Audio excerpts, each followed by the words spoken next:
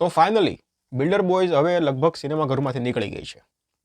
તો જે લોકોએ બિલ્ડર બોયઝ જોઈ હશે અને જે લોકો ફિલ્મને પૂરી થયા બાદ અંત સુધી બેઠા હશે એ લોકોએ આ ફિલ્મનો પોસ્ટ ક્રેડિટ સીન જોયો હશે.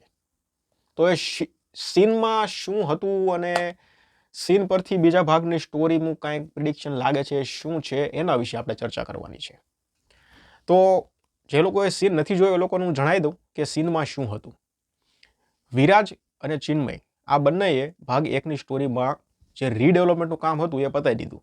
સક્સેસફુલી બધાને ઘર પણ આપી દીધા અને અંતે આખું બિલ્ડિંગ તૈયાર થઈ ગયું એકદમ નવા પ્લાનિંગ પ્લોટિંગ સાથે.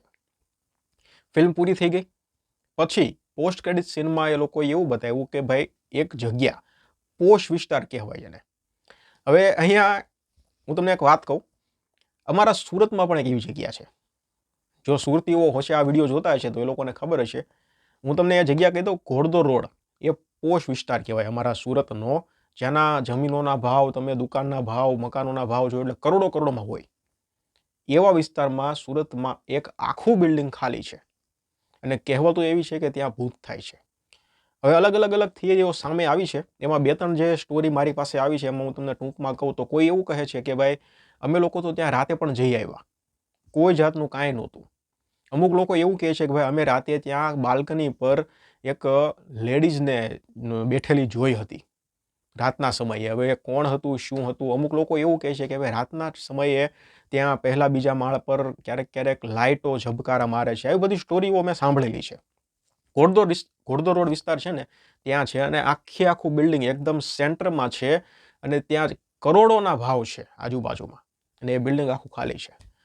તો સુરતીઓ જે લોકો હશે એ લોકો મને કમેન્ટ સેક્શનમાં જણાવો કે તમને ખબર હોય અને તમારા મત અનુસાર શું ઘટના હતી આખી અને તમે શું સ્ટોરી સાંભળી છે બિલ્ડિંગ વિશેની, તો કમેન્ટ સેક્શનમાં જણાવો જેથી અમને પણ કંઈક નવું ખબર પડે અને જે સુરતની બહાર અમદાવાદ વડોદરા જ્યાં બધા રહે છે જે અલગ અલગ જગ્યાએ એ લોકોને પણ ખબર પડે કે હકીકતમાં ત્યાં કઈ રીતની સ્ટોરીઓ ચાલે છે અને શું છે એ મને કમેન્ટ સેક્શનમાં જણાવજો પાછા. તો બિલ્ડર બોયઝનો જે પોસ્ટ ક્રેડિટ સીન છે ત્યાં પણ કંઈક આવું જ છે. એક પોશ વિસ્તારની જગ્યા છે જ્યાંનો જમીનોનો ભાવ મકાનોનો ભાવ 10-10 કરોડ રૂપિયાનો છે અને જે પાર્ટી છે વેચનાર છે 1 કરોડમાં પણ વેચવા માટે તૈયાર થાય છે એવું દલાલ કહે છે. આ ચિન્મય અને જે વિરાજ છે એ બંનેને એક દલાલ લઈને આવે છે જગ્યા પર કે ભાઈ આ જોઈ લો બિલ્ડિંગ, આપણે આને લેવાની છે. એટલે વિરાજને ચિન્મય એમ કહે છે કે ભાઈ તને ખબર છે આ જગ્યાનો ભાવ 10 કરોડ રૂપિયા હશે. તો લોકો 1 કરોડમાં પાર્ટી દેવા તૈયાર છે યાર, ભૂત થાય તો શું છે. દલાલ પાછું એમ પણ કહે છે કે અહીંયા ભૂત થાય છે એવી કહેવત છે પણ હું નથી માનતો.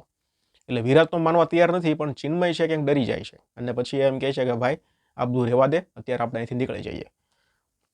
છેલ્લે અંતે બે નીકળે છે પણ પછી એક રૂમમાં એક ખુરશી હોય છે એ થોડી હલે છે અને એક સીન પૂરો થઈ જાય છે. એટલે પાર્ટ 2માં ક્યાંક ને ક્યાંક આપણને કોમેડીની સાથે સાથે હોરરનો તડકો જોવા મળશે એ વાત કન્ફર્મ છે. પણ એની પહેલાં એક વાત એ છે કે ફિલ્મનો ભાગ 2 આવશે કે કેમ. આ સવાલ એટલા માટે થયો કે ફિલ્મનું જે કલેક્શન છે ને એ ક્યાંક ને ક્યાંક એટલું બધું સારું નથી દેખાતું કે ફિલ્મનો બીજો ભાગ બનાવી શકાય. મેકર્સ પ્રોફિટમાં હશે તો ડેફિનેટલી આવશે. અત્યારે તમને કલેક્શન કહું હું, ગુજરાતી નેટ કલેક્શન 86 લાખ રૂપિયા થયું છે. એટલે હવે તો મેકર્સ પર છે, અત્યારે તો કમિંગ સૂન આવી ગયું છે બિલ્ડર બોયઝ 2. તો બીજા ભાગમાં આપણને સ્ટોરી આ રીતની કંઈક જોવા મળશે. આ લોકો સક્સેસ તો થઈ ગયા છે, શરૂઆત તો કરી દીધી છે. એટલે હવે રિસ્ક લેશે કે નહીં લે એ જોવાનું થશે.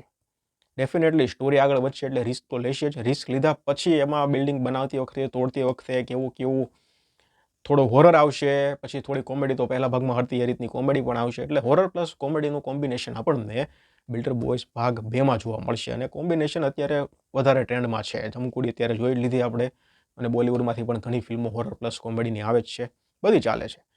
એટલે આશા કરીએ કે ફિલ્મ આવી જાય તો જલ્દી આવી જાય, વધારે સારું. તમારા મત મુજબ તમે આ ફિલ્મ જોઈ હોય, પોસ્ટ ક્રેડિટ સીન જોયો હોય, તમારા મત મુજબ આ ફિલ્મની સ્ટોરી શું હશે એ પણ મને કમેન્ટ સેક્શનમાં જણાવી દો. ધન્યવાદ.